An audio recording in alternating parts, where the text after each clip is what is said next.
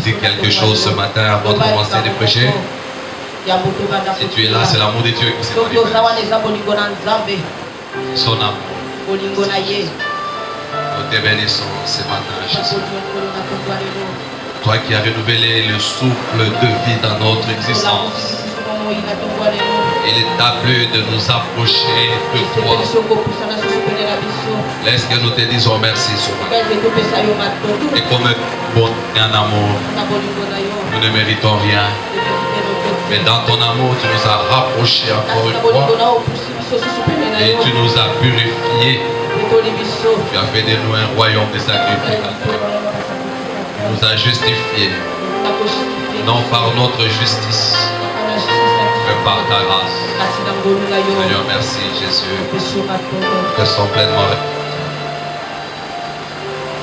Je veux que tu salues 3 à 4 personnes. Et tu les regardes dans les yeux. Et tu souris, ça que tu souris un peu. Et tu dis sois les bienvenus. Bon dimanche à toi. Tu peux sourire. Pourquoi tu te fâches? Quoi?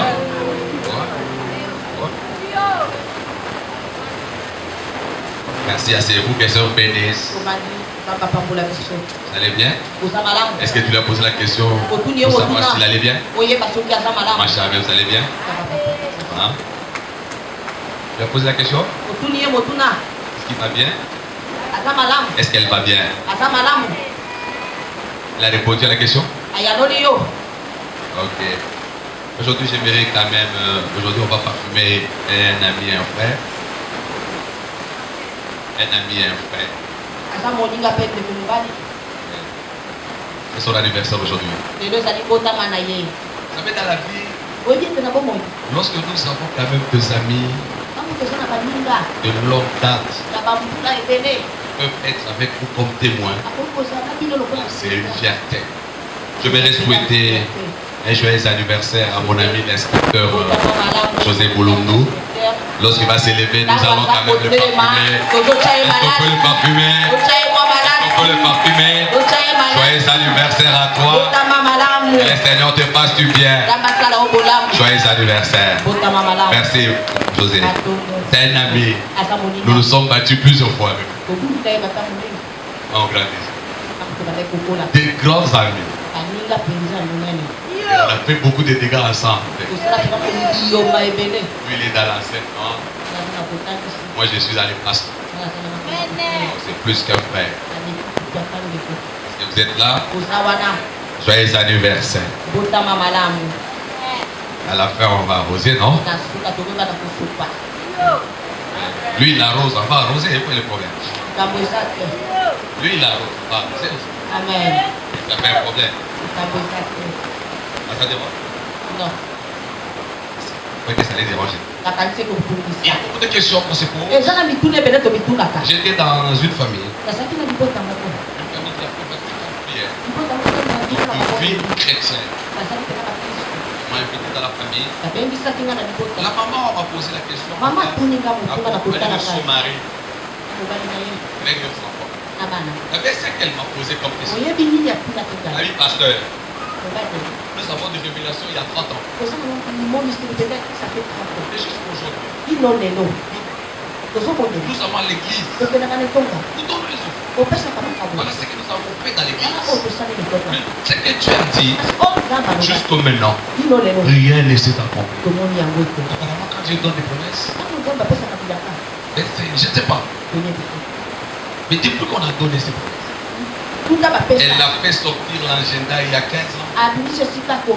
Les écrits, les révélations. Ce que tu avais dit.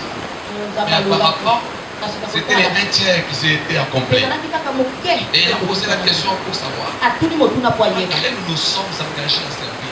Nous sommes à l'église. Pasteur, je vais que vous puissiez me répondre sincèrement. Est-ce que vous êtes sûr que ce que tu as dit ça va arriver? Voilà, je suis en train de faire la présentation en âge. Est-ce que ce que tu as dit, nous allons le vivre?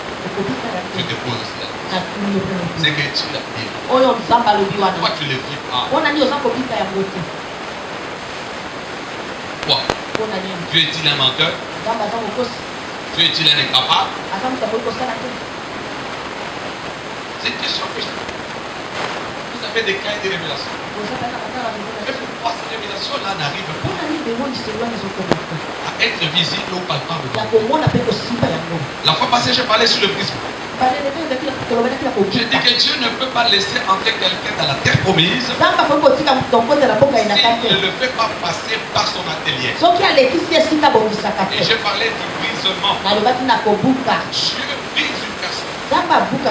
En fait, il lui donne la forme qu'il lui plaira. Et cette personne qui a la forme que Dieu donnera, il entrera dans la terre promise. Ça, c'était le premier point. Le brisement.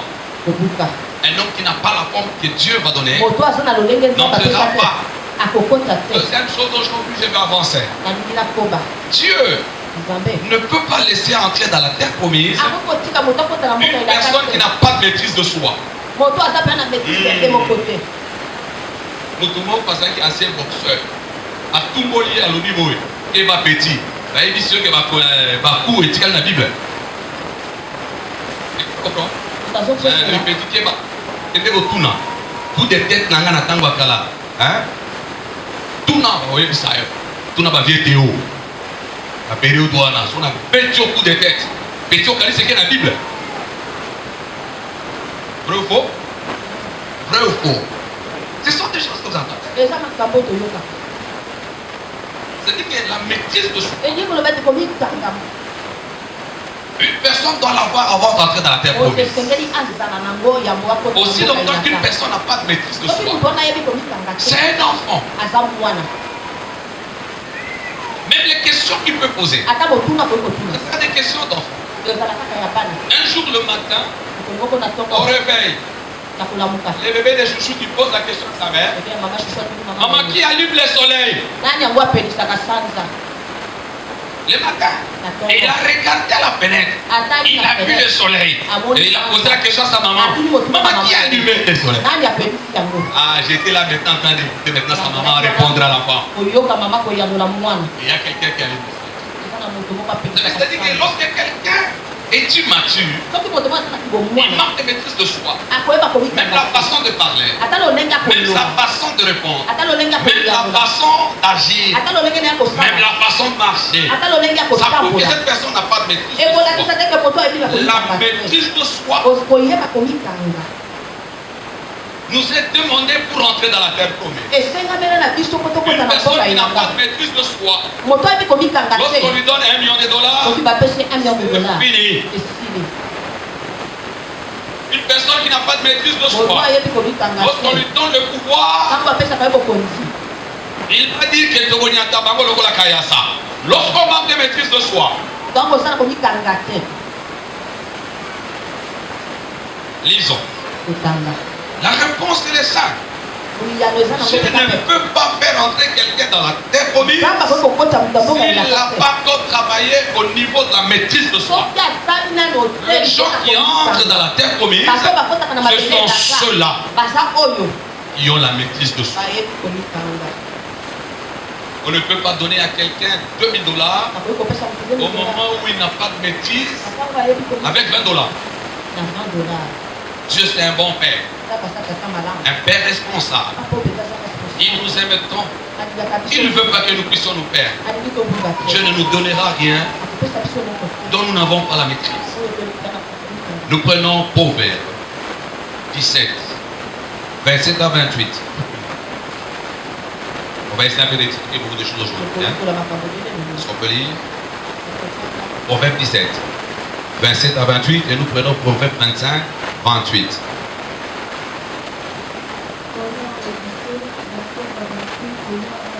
Amen.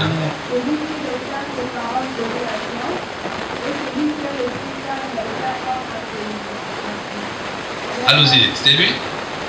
Celui qui retient ses paroles connaît la science. Oui. Et celui qui a l'esprit calme est un homme intelligent. Dans d'autres versions, on parle de la maîtrise de soi. C'est lui qui a la maîtrise de soi. Proverbe 25. 25, 28. Proverbe 25, 28, je lis au nom de Jésus. Comme une ville forcée et sans muraille, Ainsi est l'homme qui n'est pas maître de lui-même. Amen. Merci. Donc la maîtrise de soi, la maîtrise de soi est une muraille qui protège l'homme, la société contre tout désordre. La maîtrise de soi, c'est une muraille qui protège l'homme, qui protège la société contre tout désordre. Lorsqu'il n'y a pas de maîtrise de soi, la vie aura des désordres. Et l'homme aussi s'est retrouvé dans un désordre. Sans la maîtrise de soi, on est capable de pouvoir totalement détruire les autres et soi-même. Lorsqu'on manque la maîtrise de soi, on devient capable. On devient capable de détruire les autres ainsi que soi-même. Parce qu'on manque la maîtrise de soi, on devient capable de détruire les autres. Et en fin de compte, on se détruit soi-même. Sans la maîtrise de soi, on met les autres dans une position d'insécurité. Et soi-même aussi, même. Vous savez, lorsque on n'a pas de maîtrise de soi, on va mettre les autres et soi-même dans une position d'insécurité. C'est pourquoi Dieu ne peut pas permettre c'est que toi qui manques de maîtrise de soi, de te retrouver au sommet. Parce que tu vas manquer de maîtrise de soi. Vous allez voir aujourd'hui, je vais qu'on réfléchisse. Il y a la guerre entre l'Ukraine et la Russie, c'est ça, non? Ne vous amusez pas. Le président quand même russe, là aussi, parce que pour lancer juste une bombe nucléaire, ça ne demande pas de crier. C'est d'appuyer juste un tout petit bouton. Et on peut rayer tout un pays de la carte, de la planète, c'est fini. Mais tous ces gens-là, à un certain niveau, ils ont un peu de maîtrise. Et vous allez voir que dans nos églises, plusieurs personnes n'ont pas encore atteint ce niveau-là de la maîtrise de soi. Non, je vous dis vrai. On va donner beaucoup d'exemples, vous allez comprendre que vous n'avez pas encore atteint ça. On va expliquer, on va donner beaucoup de témoignages et beaucoup d'exemples. C'est-à-dire que dans la chrétienté, beaucoup de gens n'ont pas de maîtrise. Ils n'ont pas de maîtrise de soi. Et vous allez voir, beaucoup de gens se retrouvent en faisant la marche sur place parce qu'ils n'ont pas encore atteint la maîtrise. Je ne peux pas te confier quelque chose de grand au moment où tu m'as maîtrise. C'est vrai, Dieu t'a promis. C'est vrai, c'est Dieu qui a promis. Il ne va pas réaliser. Mais après l'atelier, il faut qu'il t'amène à la maîtrise de soi. Et après, il va te donner. Il va te faire rentrer. Dieu veut que nous ayons la maîtrise de soi. Et c'est un niveau de maîtrise de soi. Il doit être à 5 niveaux. Niveau de maîtrise de soi, c'est au niveau de la langue. Au niveau de la langue, l'olément. Et ça qui est dans ce monde,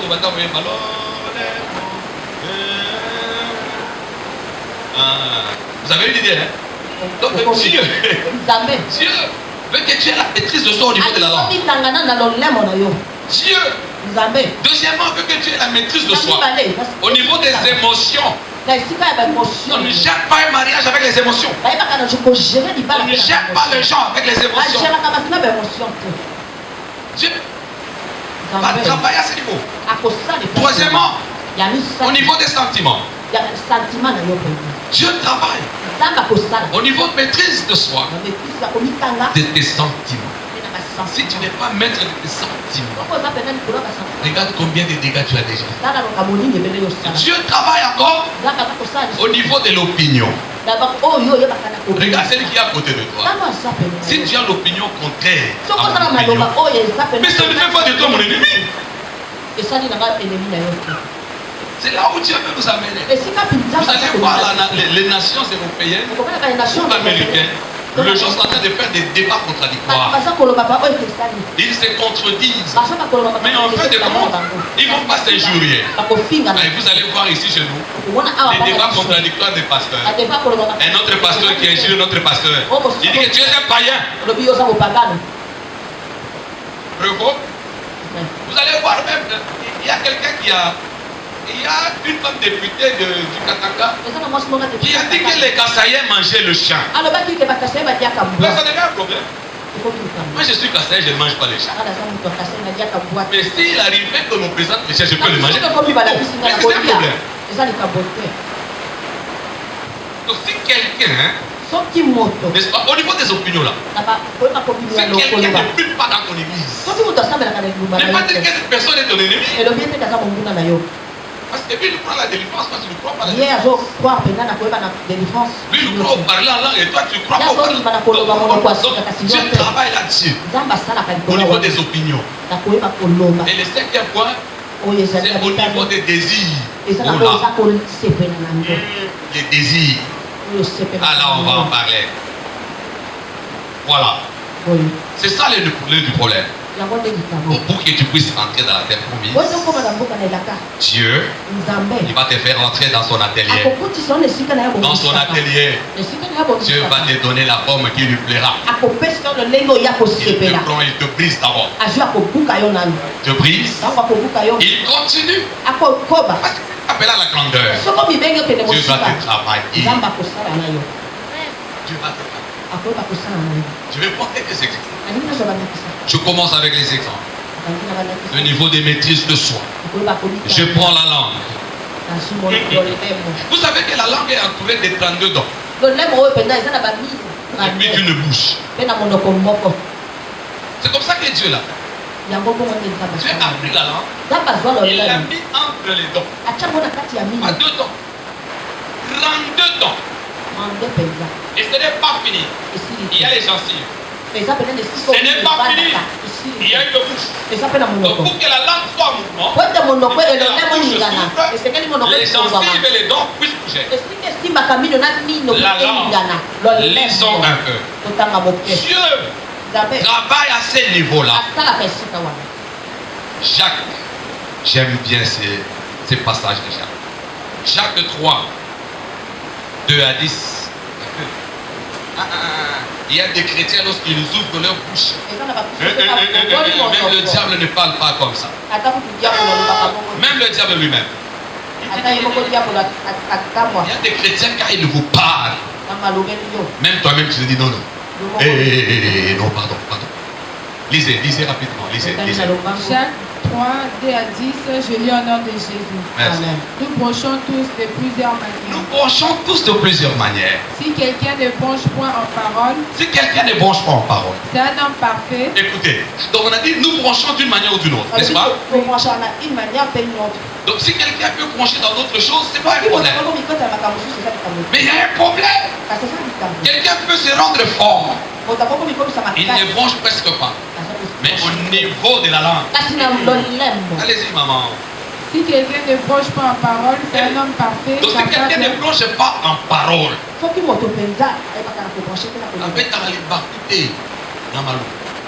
alors c'est un homme parfait. Capable de tenir tout son corps en bride. Si nous mettons le membre dans la bouche de chevaux pour qu'ils nous obéissent, nous dirigeons aussi leur corps tout en entier. Voici, même les navires qui sont si grands et que poussent de vent empétueux sont dirigés par un très petit gouvernail auprès du pilote. De même, la langue est un petit membre et elle se vante de grandes choses. Voici comment un petit feu peut embrasser une grande forêt. La langue aussi est un feu, c'est le monde de l'iniquité. La langue est placée parmi et enflammant le cours de la vie, étant elle-même enflammée par la géhenne. Toutes les espèces de bêtes et d'oiseaux, de reptiles et d'animaux marins sont domptés et ont été domptés par la nature humaine. Mais la langue, aucun homme ne peut la dompter. C'est un mal qu'on ne peut réprimer. Elle est pleine d'un venin mortel. Par elle, nous bénissons le Seigneur notre Père. Par elle, nous bénissons le Seigneur. Et par elle, nous maudissons les hommes faits à l'image de Dieu. Par elle, nous bénissons les hommes qui ont été créés à l'image de Dieu. 10. De la même bouche sortent la bénédiction et la malédiction. Il ne faut pas, mes frères, qu'il en soit ainsi. Amen. Alléluia. Amen. Regarde celui qui est à côté de toi. Dis-lui, moi je t'aime beaucoup. Mais j'ai des doutes talents. Je t'aime beaucoup. Mais j'ai des doutes talents.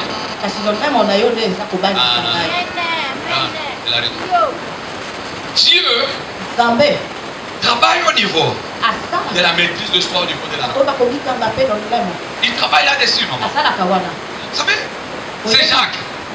Jacques est en train de dire tous les animaux que vous voyez, le lion, le roi de la forêt, l'éléphant, le grand animal de la forêt, l'hippopotame, le crocodile. Vous avez tous ces animaux-là. La nature, l'homme peut les dompter. Oui, il peut les dompter. Il peut domestiquer même l'homme. Il commence à parler. Il dit, nous prêchons d'une manière tantôt d'une autre. Mais c'est lui qui retient sa langue. C'est un homme parfait. C'est un homme à féliciter. Parce qu'il sait retenir. Il commence maintenant à expliquer. Et puis la langue, c'est un tout petit mot. Un tout petit mot. Il compare la langue comme un gouvernail. Vous voyez les Titanic, le grand paquebot qui amène les conteneurs, des grands navires là, ont un tout petit gouvernail. C'est-à-dire que si on bouge le gouvernail, tout ce grand bateau là va bouger. Il compare la langue à ça. Il va très loin, Jacques. Il compare la langue à une petite flamme. Il peut allumer, embraser toute une forêt. Il voulait seulement nous retenir un peu nos langues. Et compare la cause là-dessus. C'est important. Vous savez, la même bouche qui bénit ne doit pas être la même bouche qui bénit. Regarde celui qui a voté. Moi j'ai lu. Et je l'ai dit et je l'ai vu. Je n'ai vu nulle part où Jésus a suspendu quelqu'un. Donnez-moi là où Jésus a suspendu. Dans nos églises, on suspend. Si nous prenons nos Bibles, n'allez pas voir là où Jésus a chassé un disciple.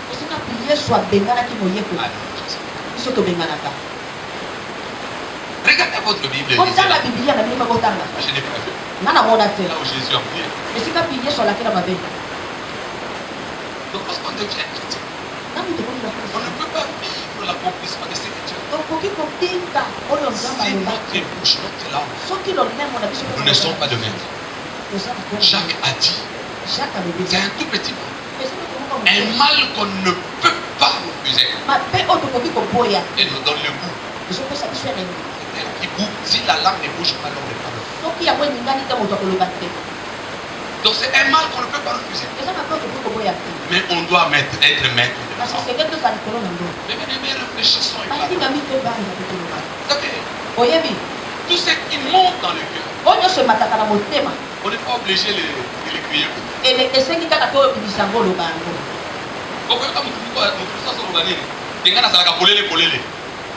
Ah bon? Polele, tu blesses, polele. Polele.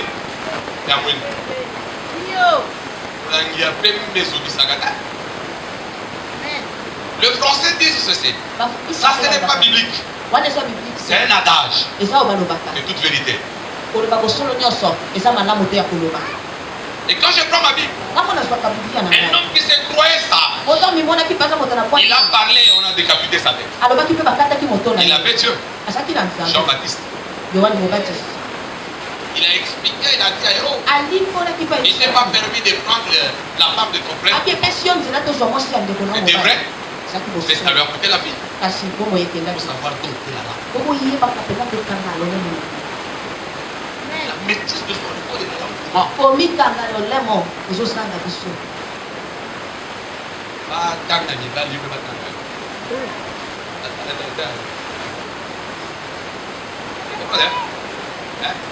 Elle est fâchée. Son propre mari. C'est lui qui a doté. C'est lui qui va chercher les 2000 francs là qu'il lui donne.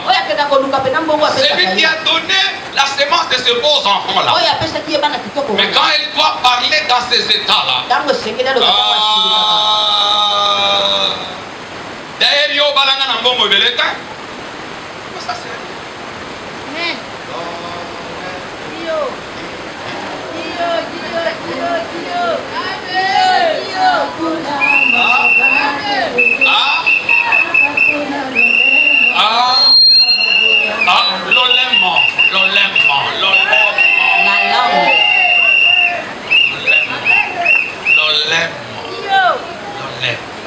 qu'est-ce qui sort de vos bouches? J'ai vu quelqu'un qui n'avait qu'un $20 dans la poche. Et il regarde les gens. Il dit les pauvres. À cause de $20. À la poche. Est-ce qu'il pouvait traiter les gens de pauvres? Hein? Donc vous voulez que Dieu vous donne beaucoup d'argent. Vous voulez que Dieu puisse vous donner un grand palais.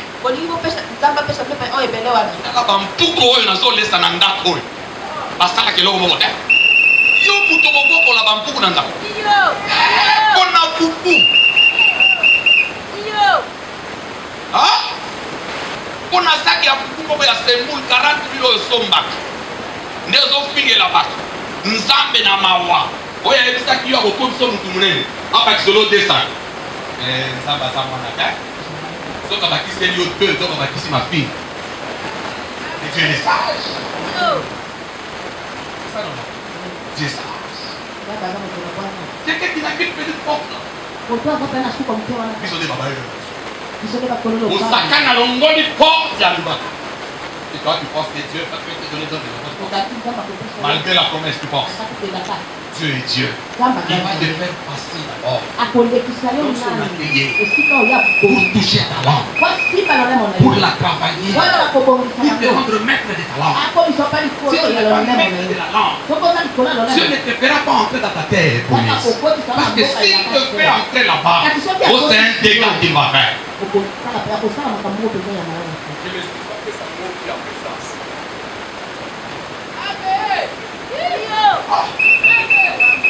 Oh, réfléchissons, hein? Réfléchissons.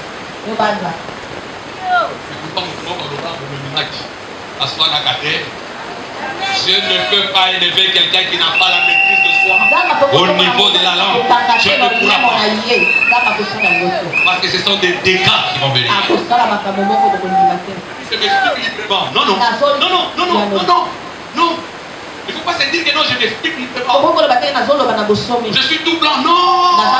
Jésus n'avait pas tout dit. On lui a posé la question. Et cette femme ici, la surprise d'adultère. Jésus a fait quoi? Il a fermé sa bouche. Et il a commencé à écrire. Il a dit si j'ouvre ma bouche ici, ça sera un problème. Il a commencé à écrire. Et les gens étaient là. Quand il a ouvert sa bouche, c'était pour édifier. S'il y a quelqu'un qui n'a pas encore prêché, il a dirigé ta première pierre. Voilà tout ce qu'il a dit. Mais si c'était toi, il va se créer une soulier de vous. Maman Mukombo, Yonde Nusawana, mais maintenant voisin. Pas Foulani, mais Yosala qui voulait, non? Mais Jésus, il était maître de sa langue. Il la maîtrisait. C'est pourquoi, selon le Seigneur des Seigneurs, il est digne d'être élevé. Parce que ce n'était pas un homme comme les autres. Il avait même la maîtrise au niveau de la langue. Un chrétien doit être maître de sa langue. Vous allez voir quelqu'un après avoir prié. Il prie en langue. Après avoir prié, il va regarder dans la casserole. Mouibini a suivi le corps.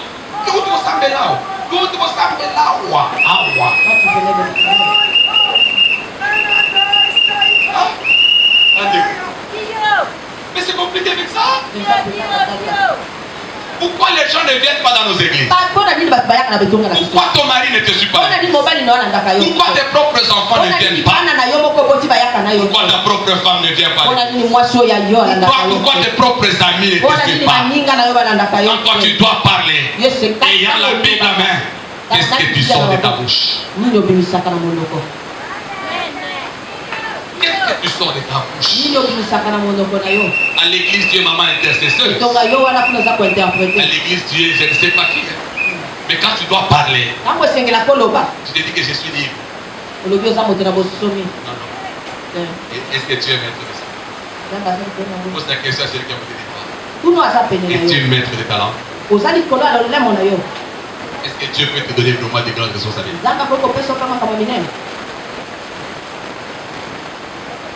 Un jour, un ami m'a invité dans son église. C'est lui qui prêchait. Il m'a donné après la prédication. Mais avant de prêcher chez eux, on fait l'offrande. Les gens commencent à donner l'offrande. Et il était là devant. Et ça va, il va s'appeler qui va passer, va dire à non, ça arrive, moi, possible, pour passer à l'église, ça va autour de ça. Elle est libre. C'est une vérité. Les gens donnaient l'offrande. Mon ami, il a pris le micro. Il a coupé ça, il a mis ma souma à terre. Il fallait prendre des micros après.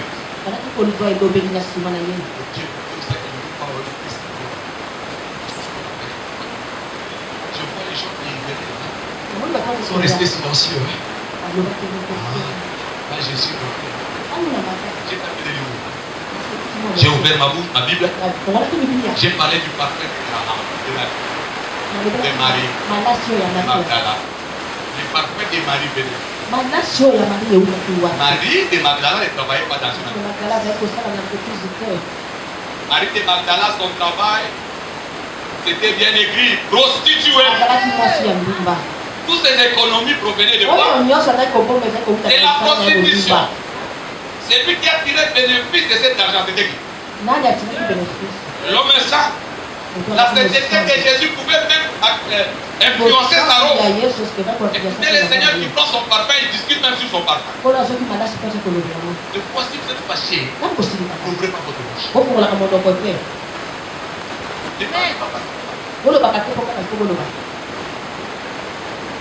Salomon dit, chaque jour, il y a un temps pour parler. Il y a aussi un temps pour s'aider. Surtout les jeunes d'aujourd'hui, lorsque vous les conseillez, nous avions enseigné, lorsque une bonne personne te parle, tu ne peux pas répondre. Même si tu ne peux pas d'accord. Et quand on conseille les jeunes garçons, les jeunes serviteurs, s'ils ont deux prophéties dans leur bouche. Ah, c'est un problème. Vous essayez de lui parler sur le ministère. Il te dit là que Dieu m'a dit. Non, Dieu ne dit pas tout. Il y a d'autres choses que Dieu dit au travers des hommes. Et c'est 80%. On te conseille sur ta vie. Avec maman, Nathan, on a vu non. Quand on a vu cette année, Salomon dira, il n'y a rien de nouveau sur les sols.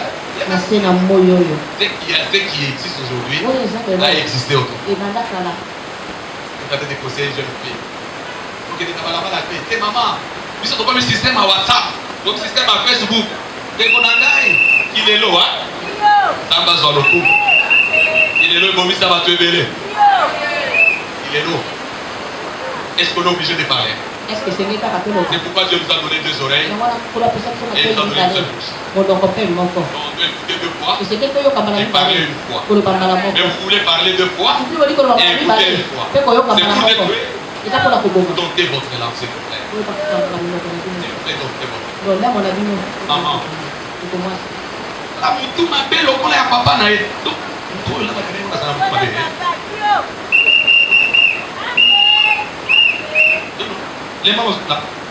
les mamans, est-ce que vous êtes? Amen. L'enfant, ce n'est pas lui qui donne l'argent des nations. Tu as parlé par papa. Et pour mettre de l'eau dans la les mamans parlent. C'est tous les mamans là qui ont des foulards. L'esprit tous. Elle ne veut pas. L'esprit tous là, elle nous parle sérieusement. Les spirituels là, si elle doit ouvrir la bouche pour parler, même Jésus n'a pas parlé. Elle parle. J'ai vu un ami pasteur prendre sa Bible et la brandir. Il dit Dieu, tu es injuste. Pourquoi tu as permis que je puisse épouser une telle femme? C'est que non, Dieu n'est pas injuste. En ce qui concerne le choix, tu n'as pas eu le temps d'écouter ce qu'elle dit. Donc pour choisir quelqu'un, la Bible dit tout ce qui sort de la bouche, j'ai dit, de l'intérieur. Donc tu n'as pas eu le temps de l'écouter. On ne peut pas connaître quelqu'un lorsqu'on a fait 20 ans avec lui. On connaît une personne lorsqu'il commence à parler. Si vous prenez tout le temps pour écouter, vous pouvez définir ce que la personne est.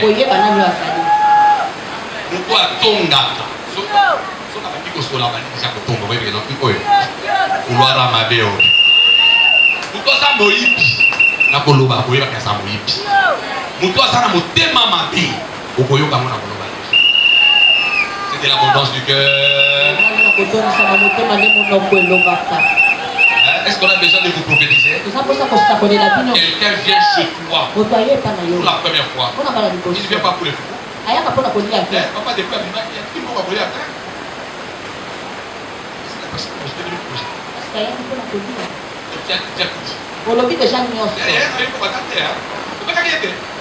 Peut-être qu'il est venu pour toi, mais pour les enfants. Ils sont ses neveux et ses nièces. Et comme toi, tu l'as vu déjà, automatiquement, tu dis que non, il est venu prendre l'argent. À la place que ta bouche soit fermée, tu libères. Et après, là, Jésus, tu es bon. Et Dieu est bon. Non. Là, Dieu ne te fera pas entrer dans ta tête. Dieu ne peut pas faire entrer quelqu'un dans la tête promise. Il n'a pas de maîtrise de soi au niveau de la langue. Il faut savoir parler. On a besoin de rester pour parler.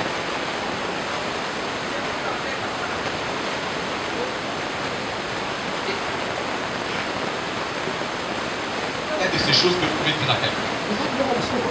Personne ne pense à toute sa vie. Jusqu'à ça. Vous savez ça? Il n'y a qu'une seule personne qui pardonne et qui oublie. Il faut savoir ça. Seul Dieu pardonne et il oublie. L'homme pardonne mais il oublie. C'est ce que les gens vous faites sortir le mauvais sang. La Bible, la parole de Dieu, l'impose à pardonner. Il pardonne. Et il peut garder ça toute sa vie. Quand tu as pardonné. Mais quand ça tombe sa vie, comme il n'est pas bon, de faire sortir n'importe quel genre de parole. C'est là. C'est là. Est-ce que c'est là? J'ai vu une femme qui a dit moi je ne peux pas épouser les mamans. Parce qu'elle a vu comment un homme était en train de traiter une femme. Yo, Yakawa!